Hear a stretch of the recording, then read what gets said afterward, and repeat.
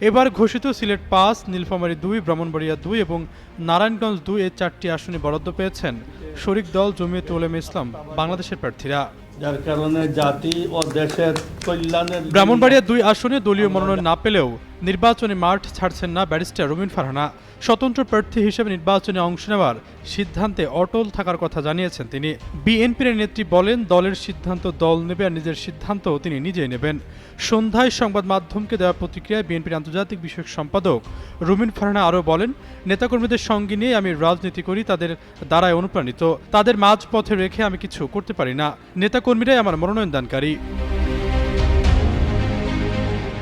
আসনটি ছেড়ে দেওয়ার সিদ্ধান্ত প্রসঙ্গে রুমিন ফারহানা বলেন, বিএনপির মতো বড় দলকে জোট রাজনীতির বাস্তবতা বিবেচনা করতে হয়।